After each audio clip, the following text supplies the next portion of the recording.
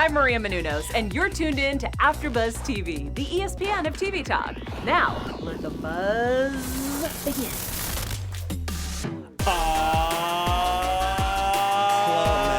Yes! Ladies and gentlemen. I need that music, that Mac-lish music. Where's that Mac-lish? Oh. That's right.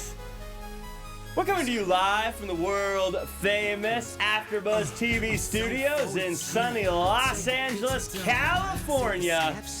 And we got a show for you. Yeah. We've got all sorts of stuff going down on Raw. We got the King's Court, as always, coming Extended up. edition tonight, the man. Extended edition, 35 minutes of King's Court, ladies and gentlemen. But before we get all that, we got to introduce the King himself, the hot stepper, the fire spitter, the guy who brings the hot takes to the party. Ladies and gentlemen, let's hear it for Jim Alexander. The hottest intro I've gotten in ages. And Jack, and I've been on a roll. I've been on AEW. I'm crossing promotions. I'm crossing platforms. I was on the Bachelor after show tonight. The hot takes are coming everywhere. We got more tonight for you. We got wrestling talk. We got WrestleMania. We got Super Showdown. It's going to be the Jack and Jim showing down tonight. You were on The Bachelor, and it was one of the best after shows I think I've seen in a long time. For anyone who's watching The Bachelor, and even if you don't, I recommend checking it out. And you can see a superstar in action, folks, Jim Alexander. I know all those bachelorettes, man. This was easy breezy. This is right up my alley. I love wrestling, but that Bachelor's got second love right here. Speaking of second love, hailing from inside the booth, ladies and gentlemen, let's give a big round of applause to Josh Alonzo. That's right. Monday Night Raw, you know who's back in the booth. It's the Sex Slayer. Grr, I refuse to say that. Are you just jacked up for Raw tonight, Sex Slayer? Yeah, you can say that. You can say that. I'm really jacked up, if you know what I mean. There goes the jacked up is one way to put it. No effects. It's only two. I am your benevolent host, Fancy Jack Farmer. Where's Flobo and TK? Where are Flobo and TK? Did they have something going on? Raw was on Ontario, right? Yeah, we're not going on the rails today. No. We've decided we don't need rails, Jim. Nope. We are all over the place, but we're gonna start with what I thought was the biggest thing of the night.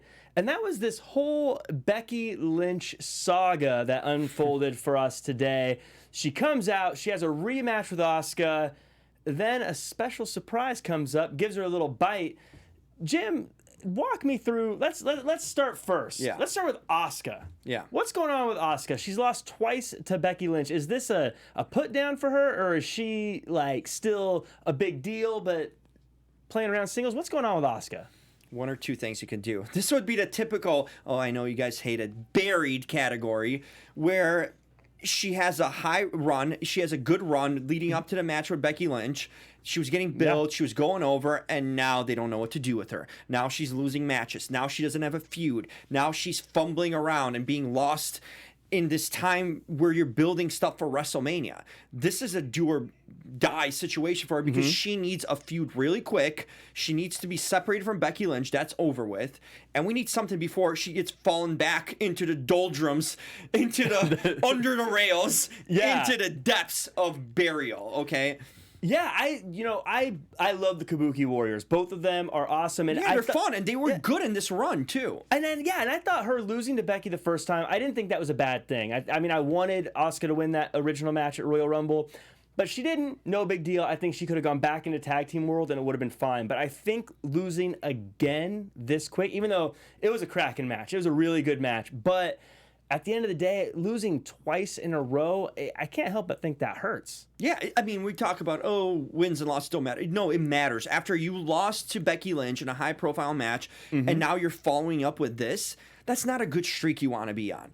So they need to find something for her. I feel like we're already setting up. One thing that's being apparent going into this WrestleMania season, it's I think the women's matches are taking place. We don't know in a lot of the card what the men are going to be doing. I think, but the women's title matches seem to be almost fully set in place, and we found out more about it with Becky Lynch tonight, right? Yeah, and not to go too far ahead of ourselves, but right now I feel like the women's division is more interesting than the men's divisions all around. Because they got feuds and they got fresh feuds coming, right? We're seeing new things that we haven't seen before. Because one thing, how many times can you see Becky fighting Charlotte? We don't want that. We want some new feuds. We want new competition, and we're getting that. And every now new feud that they're building in the road to WrestleMania is exciting and fresh because we haven't seen it before, right? Incorporating the NXT players into it.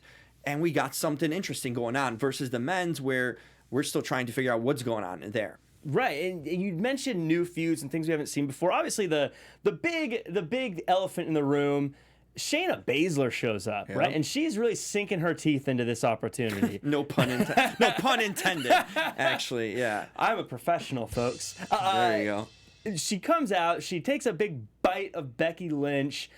Is Shayna done on NXT? Is this her welcoming party to the main roster? It's about time. She's been done for a while. I think they ran out of stories for her because how long are you gonna? She held the title for the longest time. Yeah. She went through everyone on that roster. And now with the way they're going into a different direction with Rhea and some of the new talent they keep on bringing in, there's no place for her really right now. I feel like there's an influx of a lot of new faces and rookies. And I feel that it would do her and them a disservice if she ran through them. It wouldn't help her out or them out. Now, when are you going to move her to the main roster? It's now or never, right? I agree. And this is a time, and this is the right feud to do it. I mean, I thought she was ready for the main roster months ago. Right, she was for a while. And now the thing that concerns me here is she's going after Becky Lynch right away. And I think she's got all the talent in the world. I think if she was a champion, it'd be great. But I get this fear because I remember Lacey Evans. Yep. And I remember her going after Becky right away and then losing before having to change brands, repackage, and do all sorts of things.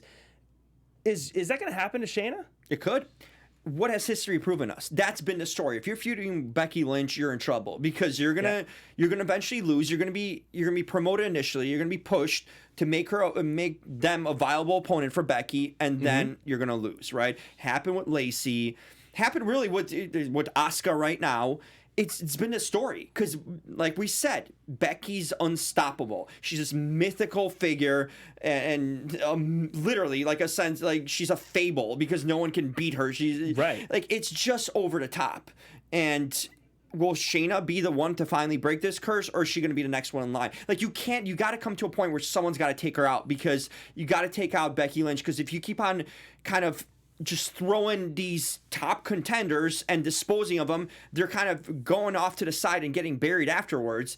You need to, where are the stars then? Where's the competition then? You need to show someone that they can stay at this level and not just use them to be fodder for Becky Lynch's next match or an opponent. Well, I thought, and I agree, because she's beaten so many people so handedly for so long, it really cuts the division off at the legs before it gets a chance to grow, because every time a new contender comes in, she really beats them and beats them clean and beats them in a very decisive way. It makes it hard to bounce back in any reasonable way, and I think that's why the women's division outside of the top level seems to have difficulty building a mid-card to the women's division. She's a superhero, right? She's basically getting the booking that Cena did for years that we hated. The problem is Cena had a lot of talent. Now, I know before all the nerds are going to start going crazy typing all these comments and stuff, she's got talent. Yeah. But she ain't no Cena, okay? Cena was a megastar from day one, pretty much. So he warranted the build in a sense. Like, he was a face of the company. She's a forced face of the company. Because there's nothing, Becky Lynch still has a ton of work to do on her promos because she can't even up to Charlotte when it comes to promos. So if you're going to be the top and face of the company, you better be on Charlotte's level when it comes to promos, at least there too. And the gimmicks holding her back. The man. It's been over a year, man. You know, technically. Another pun. Yeah. Let's drop that already. Like, this is just stale. She's a superhero. She can't lose. She's literally unstoppable, you know? And it's like, it gets to a point, it's like Superman as a superhero. He's got all the superhero powers. Like, how do you stop him? Right. Like, we need to see faults. And I thought they were still slowly doing that with the Asuka thing. But no, of course, Becky it was like she was sleepwalking for a couple weeks and then she wakes up and, disposes of Asuka. Like, she needs to show legitimate flaws and struggle so she can work her way up again. Because her just saying, I need to earn a contract, or I'm not resigning, and then just destroying Asuka, it just doesn't work that way. The thing that really sat wrong for me tonight is she got a chunk of her neck bit now. Like the vampire. Like literally, you would be like critically bleeding out at that point, you know? Yeah, it was a little cartoony, but I was like, Totally. I'll go with it. Okay. I'm along for the ride. She goes to the ambulance. She fights off everyone so she can drive herself. Okay, let's call that a Stone Cold thing. Okay, wouldn't she like lose like lightheadedness and lose like consciousness with that much blood? Probably not the safest thing to do. But what rubbed me the wrong way is she came back just to cut a very short promo. And to me, something we had chatted about earlier is that the WWE doesn't give us cliffhangers anymore. None. Like I wanted to wonder for a week, like what's Becky Lynch going to do when she comes back? How is she going to react to this? What's going to happen? But it seems like they just gave us that already. Like there's no interest now. Now I just say, they're going to have a match. That goes into the booking. We're kind of joking. It's kind of cartoony, but like that's how she's booked. She's booked as a impossible. Like she's not booked like a human. She's booked as a superhero. Like to a point where it's a cartoony character. Because look, Let's just say, facts are facts. They book her with all this blood to purposely, I don't know if Shayna overdid it somehow or whatever it was, but it looked like it was atrocious, right? That she bit her head off. But this is the same way that Becky's been booked. Remember with the crutch? Where she's pretending to be walking on a crutch, and then she throws it out, and they're holding a crutch, and she's fighting matches, and she's wrestling, then she's going on a crutch. It's like you're trying to put these like fake crutches and to think like, she's being hurt or whatnot, but then she disposes of it. Like she can't even sell that in that way. And it's maybe not her fault, maybe it's the booking the way it is. But here's the thing, there's no purpose. It served her nothing to come back tonight and cut that promo. It doesn't get us excited initially. It just means that, if she bites her neck off, Becky doesn't even flinch because she comes back half an hour later and she's ready to fight. So how is Shayna supposed to deal with that? Right, where I think what we needed to see more of is more Shayna actually destroying Becky to give that, because Becky's built. Yeah. There's nothing you can do more to make her seem more everything's over the top unstoppable. now. Yeah, it's over the top now. Right, so I agree. I wish she didn't come back. I wish she had stayed gone for a week and then even came back and sold it a little bit more next week to show that Shayna really got her. Shayna needs to look super strong in his build every week, just getting the best of her literally every week and showing her dominance too. She needs to take out Becky Lynch, like to a point where she's stretchered out or whatnot, where we see her off from TV too. That'll help. We don't need to have her on TV every week. So take her off a few weeks, have Shayna cut promos to really build so we can have some sense of belief that she's a legitimate contender and competition to her. And speaking of legitimate contenders and competition, we had some tight competition in the main event tonight. It was an 8-man tag team match. Mac Militant coming to get it on. Flobo's marking out to this. Yeah, he's So these guys have been in a feud for quite some time. I gotta say real quick, I'm not a fashion icon or anything, but I really was digging Seth Rollins' jacket with the fur around the neck and everything. Hell yeah. As a fashion icon myself, I completely approve of that. And Seth is a heel. Oh, yeah.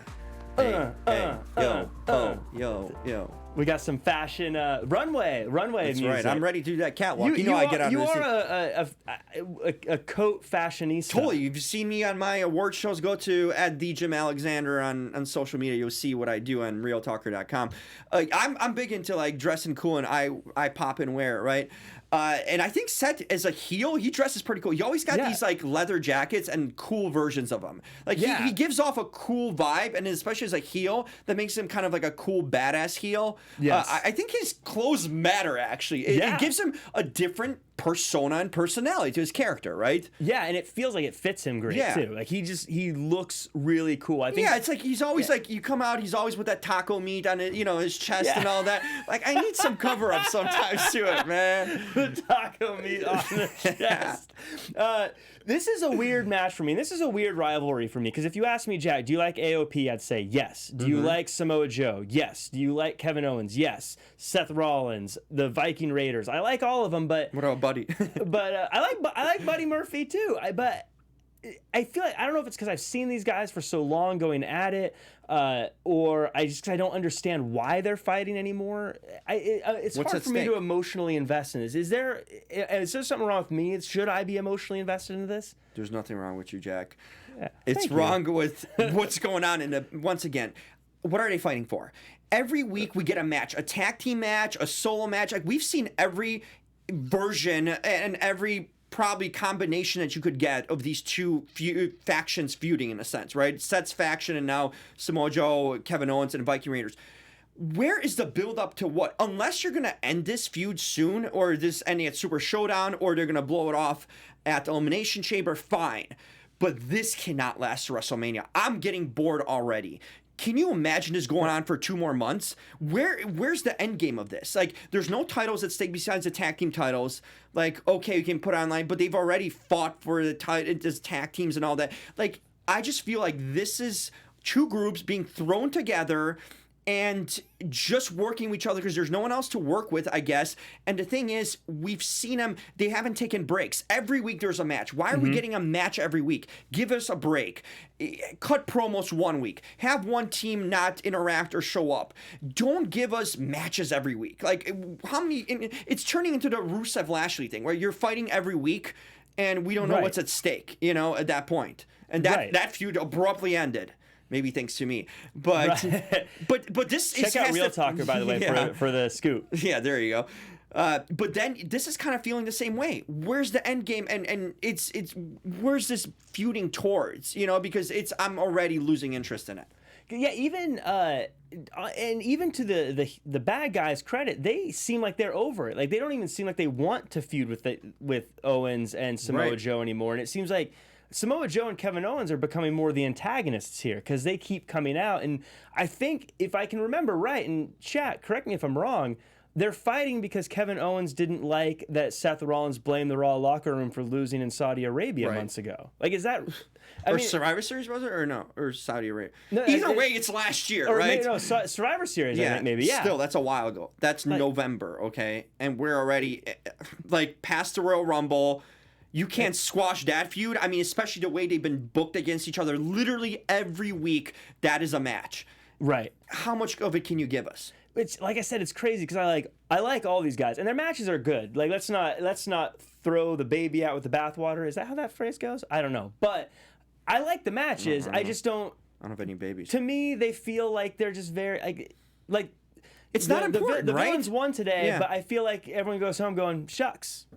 It doesn't matter, right? It just doesn't matter unless there's turns. Unless this ends up where Samoa Joe turns on Kevin Owens and that sets him up for a Mania match, which could be interesting then. Yes. Or you kind of separate them where you have more so Joe step into this feud and feud Seth Rollins, because we've seen the Kevin Owens and Seth thing go. And I've been saying from day one, they should have had Viking Raiders versus AOP for a while. Just slow burn it, book it for Mania as a big match. Now I don't think it has any interest anymore. If they put AOP and Viking Raiders on the back burner, could they reignite it and still make it work at WrestleMania, or is it too late? I think we've seen too much of it. And then tonight they're fighting again. It just, what would be fresh about that, And it'd be too close. If they were playing that for SummerSlam, yeah, maybe you can have that separation. WrestleMania, we're on a road to WrestleMania, so it's like, are you going to disappear for a week or so and then we're restarting a new feud? That's true. I do like what you said, though. I would love the idea of a Samoa Joe versus Kevin Owens. I think their promos would be great. I think it would be a heated rivalry. I don't know where that leaves Seth Rollins, but maybe he defends the tag team titles. And speaking of titles and championships and all that good stuff, we here at AfterBuzz like to think of ourselves as champions of some sort. Yes. So Jim, why don't you go ahead and tell all the lovely viewers and listeners more about that? Hey, my favorite geeks and nerds out there in the chat, you know what to do. You guys love us. You tune in every week. You're loyal to us. So just keep on spreading the word. You know how to do it. Like everything. Subscribe. If you haven't subscribed, what are you waiting for? Like, the time is already past. It's time to push it forward and tell new viewers to subscribe. So help us be the vessels to do that. And of course, we like the comments because we like you guys in the chat. We like to see what you guys are thinking. Maybe you have some good ideas. Sometimes we can talk about it here. You're driving, pull over, 5-star rating to us on iTunes, and comment too. We like to hear what you have to say, you know. Absolutely. And thank you to everyone who's joining us in the chat. Who's there? We've got AJ0314, Anti-Villain Firestorm, Charlene. Thank you for joining us as always, Charlene. Dang MQ, thank you as well. Derek Fisher, also. Some newbies, man. Subscribe. Demo Katabe. I don't know if I'm saying that right. I apologize if I'm saying it wrong. Dylan Matthews, Eric Clark, Flabo Boyce. I don't know how to pronounce that name. That must be a new one. That must be a new guy. Joseph Boza, Lucci. We got Michael Blake. We got Tails P. What are they saying? What's the topic of conversation? Are you talking about politics? Because whenever I turn on the chat, they're like discussing, like, this week the Super Bowl, like, what? There's whole different conversations going on. So what are you talking about? It's a show within a show, really, being a part of the chat. It's a whole community. If you're not a part of the chat live, I strongly recommend checking it out. It's fun to gather up with everyone else and chat about all sorts of things. That's right. Bose is always hitting us with the Dave Meltzer hot off the press news. We've got Dylan with a bunch of gifts. It's all fun and games in there. There you go. Speaking of fun and games, Orton had himself some fun tonight. Orton's a star, man. I know it's not breaking news to say that, but something we chatted about in the back. I mean, you could, if you say Orton versus blank, it's already a made feud. Yeah, it's over. The guy's been so over for years. He's an automatic sell. Like, just being around him and involved with him is a perfect rub for you to get some kind of acclaim or at least catapult your career forward.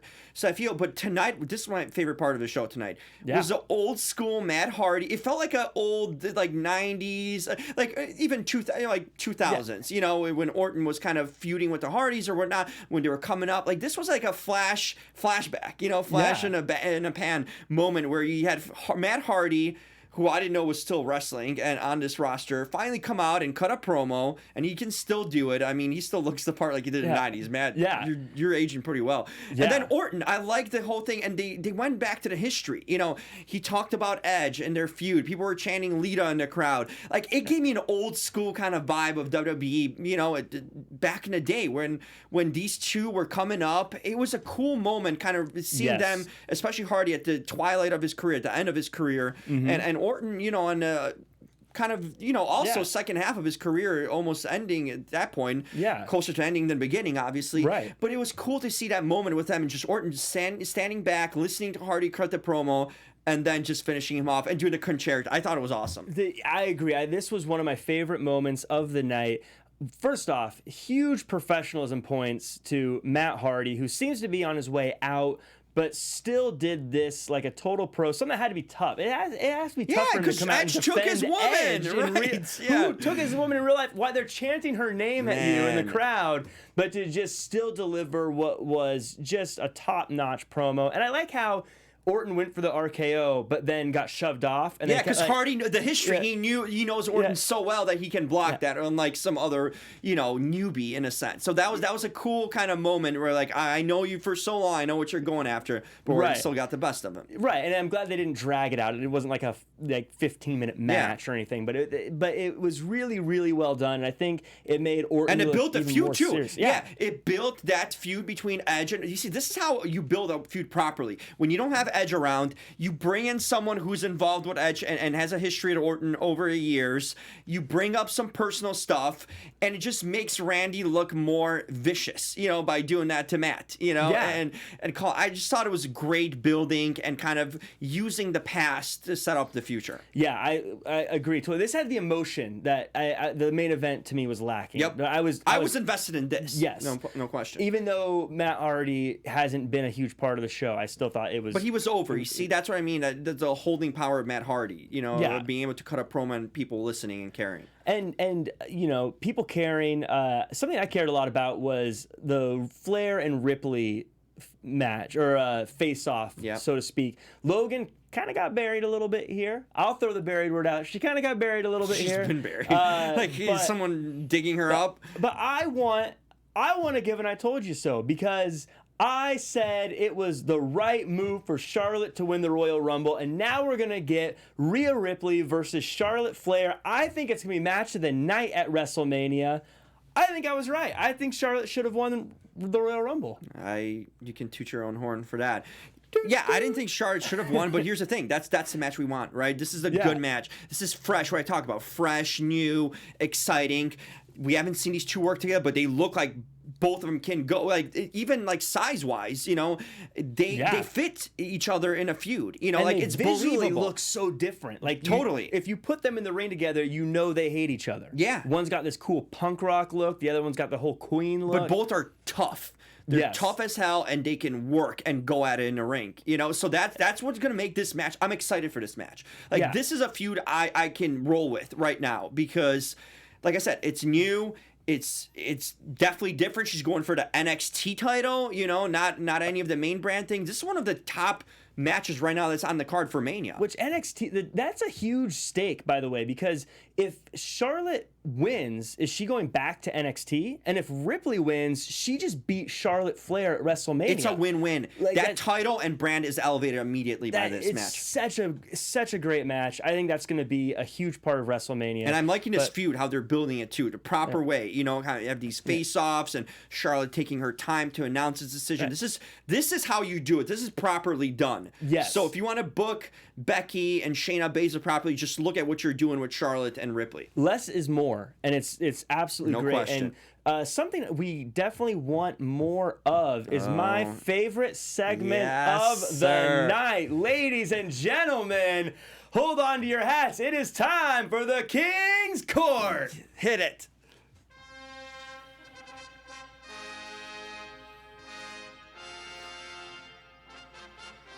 All hail Yes. Jim Alexander.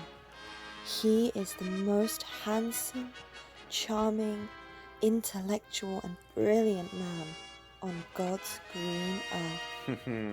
Pay attention when the AfterBuzz King speaks. Hello, My everyone. girl. This is CJ Lana Perry, also known The as CJ Lana Perry? Lana, and I am here talking on Real Talker That's right. with Heel Jim.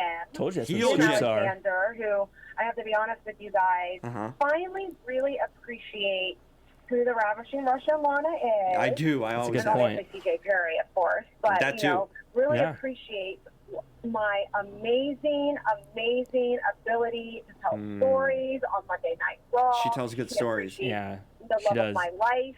He appreciates my hot boyfriend, I Bobby do. Lashley. And it's just Yeah, really, Bobby's really good. refreshing for someone to really understand my point of view and have my side and Always. my back. I'm So sorry for everyone doubting you, take CJ. note Take note. and learn from Jim Alexander Yes. because he's one of the only smart people around here. I've always Yes, said yes, that. ma'am. Yo, Jim, My boy. What's going on, man? This is your boy Rusev from Rusev. Day.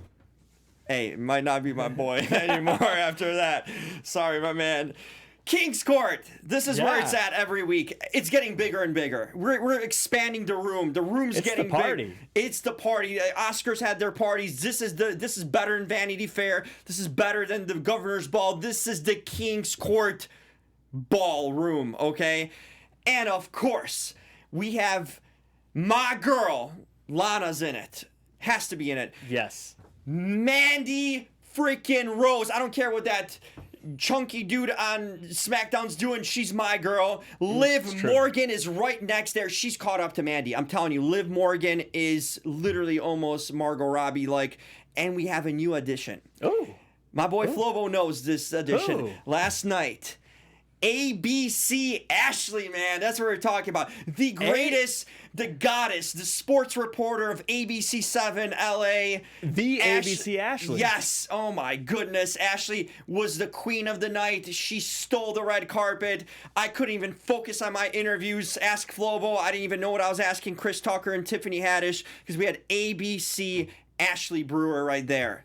Such a sweet girl and the best sportscaster in the world. The court is... Hey, I want to chime in real quick. Yeah. Dylan Matthews in the chat said, whose sister is in King's Court this week? Hey, also, Dylan, tell Brittany there's always an invite ready for her to come on to the King's Court, too. So, Brittany coming on. I saw a picture of Becky Lynch with some fire... with the ambulance, paramedic that with she a paramedic. stole Listen, paramedic I'll front. pick up the paramedic. Come on over to the King's Court. Beckington, take your vehicle. There's room. So Dylan, hey, Brittany, what's up? You can welcome, but ABC Ashley. It's brewing up in here next to Liv Ashley. Morgan and Mandy Rose. I gotta get an invite into this court. One of these days, I'm gonna sneak in. Hey, it happened on a red carpet. If someone can take my attention away, you know you've done your job. So real quick, a couple of matches I want to touch on. Bobby Lashley, speaking of Lana, had a match with Ricochet where he took a clean loss. Ricochet is, I think, a great star, and I think he's gonna have a fun match with Brock. I don't think he's going to come across as the winner, but the question You is, think?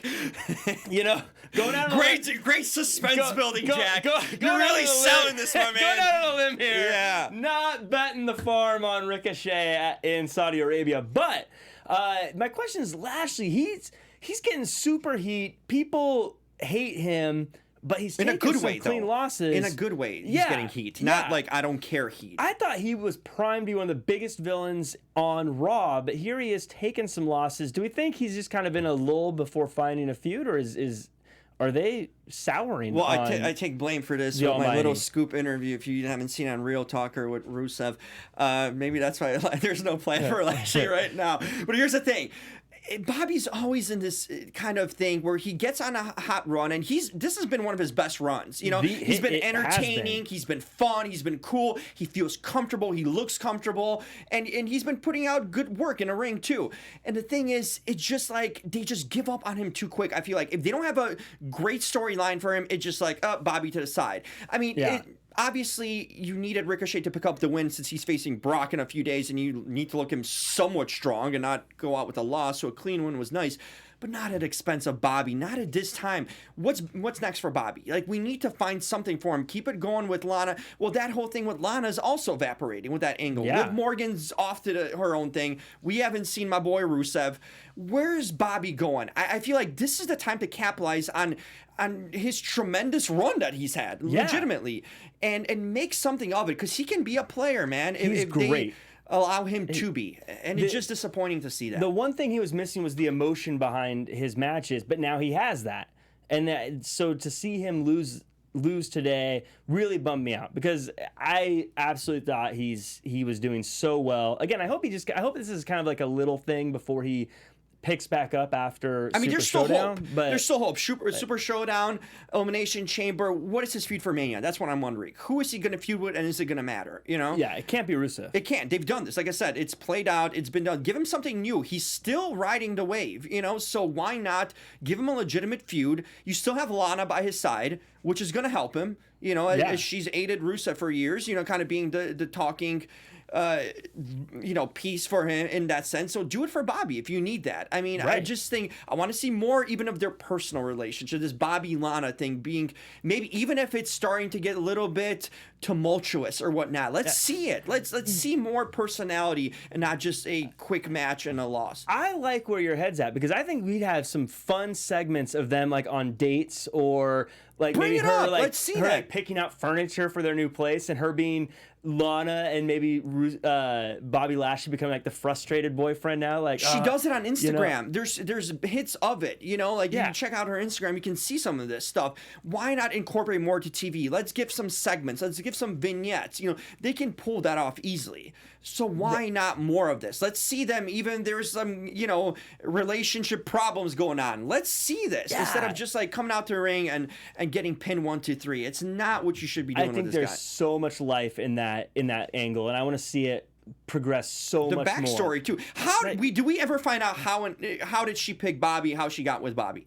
Like, No. what was the just- starting point of this? I want to know. What started his whole point where he was the guy that she decided to be her hot boyfriend and go out with? Let's go back. Let's hear the backstory of this. Because there's so many things they could do. Like you could easily just have someone say, "Hey, she cheated on her last guy with you. Maybe she's cheating now." And then Bobby goes, "Oh, I don't like this person. He might be talking to Lana." Boom, There's you got stuff a that feud. could be written here. There's still open-ended questions that need to be answered. So let's get to them. Let's use them now, because the longer we wait, the less interesting it's going to become and the more stale it's going to get. Yeah. Now is the time. I would love to see him do something like take the 24/7 title. I know it's a lower tier title, but it's the only one that's really open. I'd love to see him take that and use it as like a gift to Lana or something. Like, hey, this is for you, babe. And then he's got to deal with all these guys And coming then after he's him. protecting her all the time. Right. Hey, that would be the best thing for that title that's seen in a long time, you know? Right, and then you can play with that, like he's frustrated always having to do it, but he can't let her lose. I don't know. There's a lot of mileage in that. I think that they need to explore, and someone else that has a lot more mileage on them that I think that we can. I know where you're going here. I'm waiting for this. Oh, I don't know if you know where. Alistair? I was Alistair. Yeah, there you go. Yeah! Me and Jack think, there you go. The dream team. Yes, Alistair Black. Take it away. Okay, Alistair, we talked about it. We were watching his match. When you see this guy come out, he basically feels and looks like a sinister, devilish, modern version of The Undertaker. From his entrance to when he gets into the ring, then he gets in the ring and he starts opening up his mouth and talking, and then damn, it ruins it all. This guy could be this imposing kind of mysterious presence. Like, look at his intro. Like, his intro is phenomenal. He comes out, the candle, it's like this devil worshiper sort of thing. It's like this, it's like this kind of mysterious, and he comes out with this like stoic, creepy, intimidating look. Why can't we get this guy in a ring? He doesn't need to talk. He doesn't need to tell the people to knock on his door or open his door. He should be knocking out people's doors because of that. You don't want this guy coming up to your door. That's the guy that they should be building here. He's got a unique look and in-ring style with his tattoos and the way kind of his martial arts kind of in-ring style, and he's a bit of a high flyer too.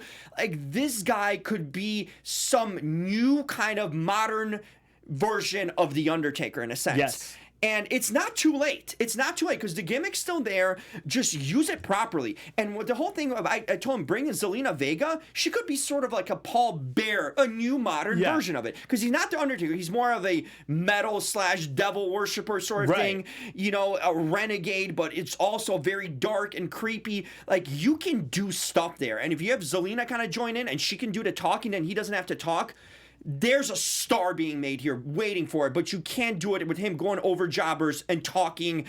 No.